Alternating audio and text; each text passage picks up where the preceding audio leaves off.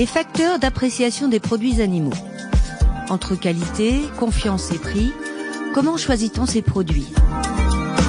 Une série podcast du LIT Westerel.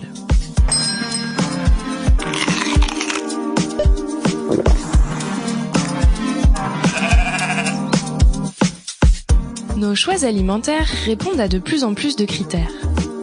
Bien que l'alimentation soit une question individuelle qui nous permet d'exprimer nos appartenances socio-culturelles, les mangeurs contemporains doivent également prendre en compte les enjeux collectifs de l'alimentation dans leurs critères de choix. Environnement, éthique animale, proximité, saisonnalité, soutien des producteurs, etc. La diversité de l'offre alimentaire tente de répondre aux attentes de plus en plus nombreuses de ces mangeurs. La multiplication des labels de qualité, les étiquetages environnementaux, les indications nutritionnelles comme le Nutri-Score ou encore les applications de scoring alimentaire sont autant de tentatives pour aider le consommateur à faire ses choix, l'informer et le guider. Le rassurer aussi, car le sentiment de confiance est primordial dans la perception de la qualité d'un produit. Alors, dans toute cette profusion d'informations, comment les consommateurs choisissent-ils leurs produits ? Quels sont leurs critères de choix ? Et à quoi reconnaissent-ils des produits de qualité ? Et après plusieurs années de baisse du pouvoir d'achat, et dans le contexte actuel de l'inflation, comment les Français perçoivent-ils la qualité ? Font-ils davantage leur choix en fonction de celle-ci ou du prix ?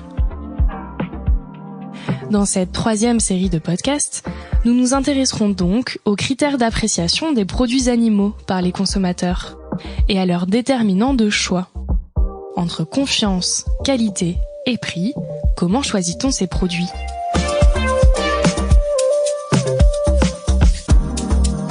Épisode 2. Approche psychologique de la consommation de produits carnés. Préférences, comportement et perception du consommateur.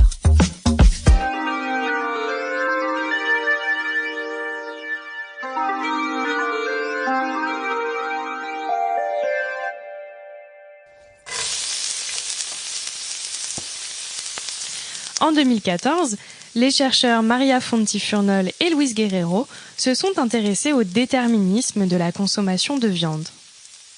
D'après eux, les comportements des consommateurs face aux produits carnés peuvent s'expliquer par différents facteurs, dont les facteurs psychologiques liés aux individus, les facteurs sensoriels, dont il était question dans le premier épisode, les facteurs marketing ou environnementaux, un peu comme nos propriétés d'image dans l'épisode précédent.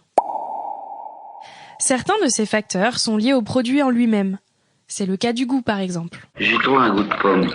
On qualifiera ces facteurs comme intrinsèques au produit. À l'inverse, les facteurs marketing sont généralement extrinsèques, ce qui signifie qu'ils ne sont pas liés à la nature du produit.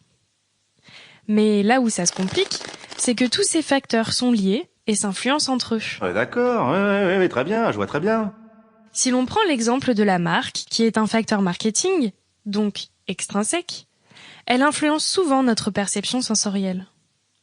Si je vous dis Nutella, avez-vous le même goût en bouche que lorsque l'on évoque de la pâte à tartiner ? Et est-ce que vous prenez un pastis en apéritif ou plutôt un Ricard ? Vous voyez, il est possible que les consommateurs trouvent qu'un produit est meilleur, simplement par l'influence de la bonne perception de la marque, sans pour autant que le produit soit objectivement de meilleure qualité. Rappelons-nous aussi que l'importance de chaque facteur dépend de chaque personne, mais aussi du contexte, des aspects culturels et ou de la disponibilité et de la pertinence des informations sur le produit. Bien que ce ne soient pas les seuls facteurs d'appréciation des consommateurs, Maria Fonti-Furnol et Luis Guerreiro se proposent dans leur article « Déterminisme de la consommation de la viande » d'examiner l'influence des facteurs psychologiques, sensoriels et marketing sur les comportements des consommateurs. Voici donc leur analyse. Commençons par les facteurs psychologiques. Une partie de ces facteurs repose sur des croyances. Les croyances sont dynamiques, c'est-à-dire qu'elles se forment et qu'elles changent tout au long de la vie du consommateur. Elles se fondent soit sur sa propre expérience, soit sur des informations reçues en provenance de sources externes. Famille, amis, médecins, réseaux sociaux. Par exemple, si notre médecin nous conseille de limiter notre consommation de charcuterie, nous assimilerons la charcuterie à quelque chose de mauvais pour la santé, alors même que ça n'a pas toujours été le cas. Mais ça fait un peu Jacques a dit, pas de charcuterie. Il convient alors de s'intéresser au cycle de vie des mangeurs et à leur cercle d'influence. D'ailleurs, si la consommation de viande reste un marqueur social important, une récente revue de littérature souligne que le prix a perdu sa suprématie dans les critères d'achat. La demande en porc et en bœuf, ou le report vers la volaille, varie dorénavant davantage sous l'effet de critères sociologiques, culturels ou générationnels. Les attentes des consommateurs vis-à-vis des produits relèvent également des facteurs psychologiques. Les auteurs donnent l'exemple de la viande fraîche, pour laquelle il n'y a pas beaucoup d'informations sur le produit. Dans ce cas, il est généralement difficile pour les consommateurs de se former une attente qui serait fondée sur les informations disponibles sur l'étiquette et sur l'apparence du produit. C'est pourquoi les consommateurs apprécient grandement les conseils des bouchers au moment de l'achat. Vous allez bien? Oui, je vais prendre un peu de jambon, s'il vous plaît. Un peu de jambon sec? Oui. La théorie de l'assimilation considère qu'un consommateur minimisera toujours l'écart entre ses expériences et ses attentes. Autrement dit, si le produit consommé est moins bon qu'imaginé, mais que les attentes du consommateur étaient fortes, ce dernier l'appréciera davantage que s'il n'en avait rien attendu. Je ne m'attendais à rien et je suis quand même déçu. Et inversement, si l'on achète un produit d'une marque dont on n'attend rien, mais qu'il s'avère que le produit est très bon, on aura tendance à surestimer sa qualité. Excellent.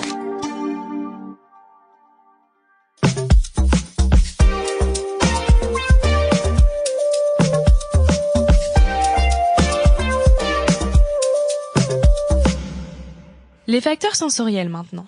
Ce goût de crème douce amère, cette pointe de noisette légèrement piquée. Oh, tu sens tout ça?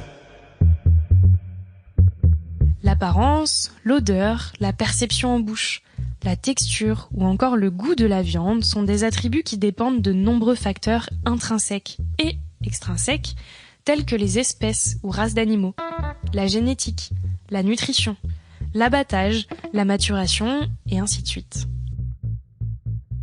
L'aspect visuel de la viande et des produits carnés est très important, car c'est une des premières choses avec lesquelles le consommateur est en lien au moment de l'achat.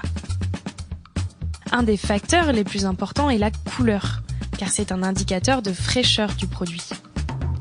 Généralement, en Europe, une couleur rouge-pourpre est associée à un produit frais, tandis qu'une couleur brune est plutôt associée à un produit faisandé. Les préférences de couleurs varient entre les pays et sont influencées par la culture, l'expérience et les habitudes de consommation. Dans une étude internationale sur la longe de porc, il a été démontré qu'au Japon, à Taïwan, en Chine ou encore au Brésil, on préférait la viande de porc plus sombre que dans d'autres pays comme l'Irlande, la Pologne et l'Australie. C'est une autre culture. En ce qui concerne la viande bovine, une viande trop sombre est généralement moins appréciée. En France, la couleur rouge vif est un des premiers critères d'appréciation par les consommateurs. Vous préférez le rouge? Ce critère a gagné en importance avec le développement de la distribution des viandes en grande et moyenne surface. La graisse visible, quant à elle, est associée à la flaveur. Moi, rien qu'en voyant ça, déjà, je me régale, donc je suis sûr que les gens vont se régaler.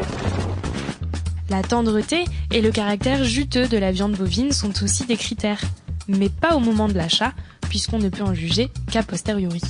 Pour leurs achats de jambon sec pré-tranché, les consommateurs considèrent les caractéristiques organoleptiques du jambon avant sa valeur nutritionnelle ou son prix. Et c'est globalement le cas pour les achats de viande en général, comme le confirme une étude de l'IFOP en 2014 sur les critères d'achat de la viande et les attentes à l'égard du rayon boucherie de la grande distribution. D'après cette étude, le premier critère de choix d'une viande fraîche en rayon grande et moyenne surface, c'est incontestablement la couleur et l'aspect de la viande, et ce, quel que soit le type de viande. Puis vient la mention de l'origine française de la viande. Ensuite, et seulement ensuite, rentre en ligne de compte le critère du prix le plus bas. Reste à savoir si 10 ans plus tard et après quelques crises, ces données sont toujours d'actualité. Eh bien, d'après la récente étude d'Harris Interactive en 2021, c'est toujours plus ou moins le cas. 53% des Français placent le goût comme premier critère de qualité d'une viande. Mais c'est aujourd'hui moins que son origine qui est le premier critère pour 58% des Français, qui réclament de la viande locale, ou tout du moins française. Pas mal, non? C'est français. Dans cette enquête, le prix arrive également en 3e position.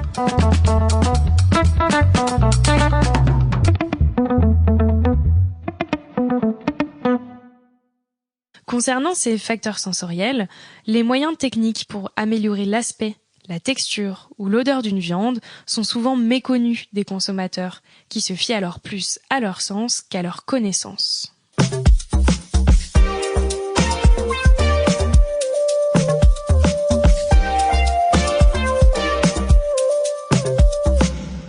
On en arrive donc maintenant au facteur marketing. La plupart des informations que le consommateur reçoit sur la viande et sa qualité lui viennent par l'intermédiaire d'annonces publicitaires, de campagnes d'information, des étiquettes ou des marques elles-mêmes. La certification affecte les préférences des consommateurs, mais dépend beaucoup de la crédibilité de l'organisme chargé d'effectuer cette tâche. Par exemple, en France, l'origine des produits certifiés par les labels AOC ou IGP est importante.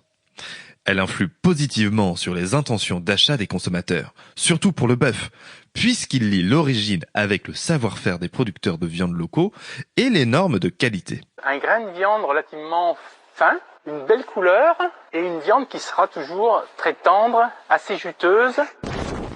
Différents chercheurs ont également montré que les arguments écologiques étaient généralement associés à un plus grand sentiment de sécurité alimentaire. Pour Stéphane Marette, économiste et directeur de recherche à l'INRAE, ce sont ces critères de qualité et de durabilité qui influencent la demande à moyen et long terme. Mais pour le consommateur, il est difficile de hiérarchiser les critères santé et les critères concernant l'environnement et le bien-être animal. Le débat sur la durabilité, tout comme celui sur les propriétés organoleptiques, est très technique et donc difficile à suivre en détail par les consommateurs. Je comprends pas, moi. En plus, les critères de durabilité sont influencés par toutes les polémiques médiatiques et par la communication des autorités de santé. Il faut également savoir que lorsque nous faisons nos courses, la plupart des produits sont invisibles pour notre œil. En effet, 80% des produits vont être ignorés en linéaire. Et parmi les 20% que nous verrons, plus des 3/4 ne le seront que 0,3 secondes en moyenne. On voit donc bien que, dans ce contexte, les allégations peuvent difficilement aider un produit à sortir du lot.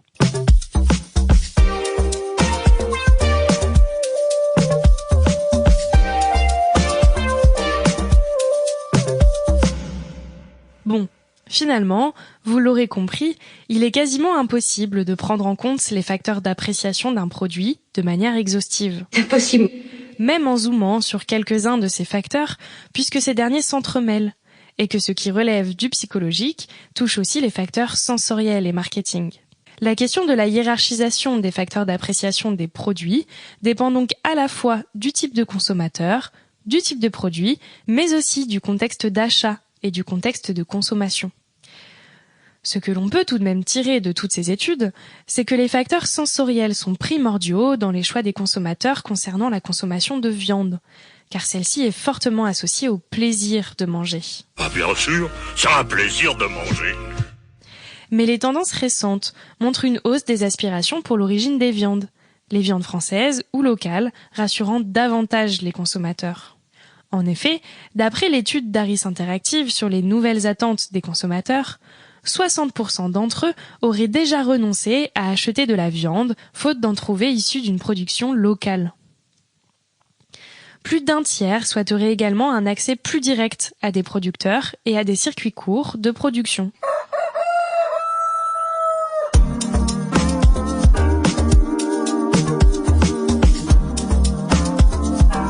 Bon. Et en termes de prix maintenant, ça donne quoi ? Les Français sont-ils prêts à payer plus pour plus de qualité ou pour des labels ? C'est ce que nous essaierons de comprendre dans le prochain épisode. Merci de nous avoir écoutés.